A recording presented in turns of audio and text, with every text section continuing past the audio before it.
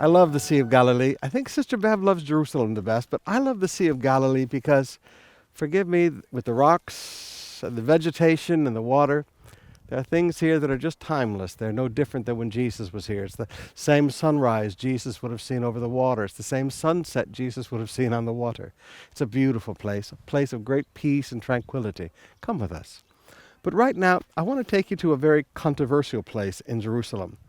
Right after Palm Sunday, beginning in Mark chapter 11, verse 15, Jesus came into Jerusalem the next day, and he entered the temple and began to drive out those who sold and those who bought in the temple. Now notice, drive out those who sold and those who bought in the temple.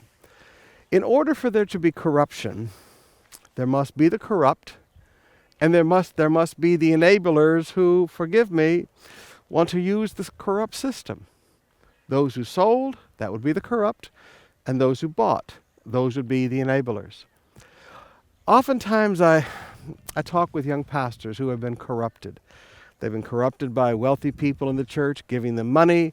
They've been corrupted by people that wanted to buy them. They've been corrupted by offers. And yeah, they go through a hard time because Jesus does correct them. But we forget. Just like with the policeman, it takes a corrupt policeman to accept a bribe, but it takes a corrupt person to offer the bribe. In God's work, it takes a corrupt pastor to exploit people for money, and it takes, forgive me, corrupt Christians to enable that corruption to give the money. If Christians would not pay the modern Protestant indulgences, it would not be paid. If Christians refuse to pay to be water baptized, if Christians refuse to pay for a preacher to marry them, if Christians refuse to pay to go to, quote, a Christian concert, if Christians refused to pay the corruption, it would go away. So I want you to understand, when you see the business of the ministry, and I use that word very negatively, when you see the business of the ministry and the money making of the ministry, remember, it's not just the preachers. It's people who will pay the money that enable them.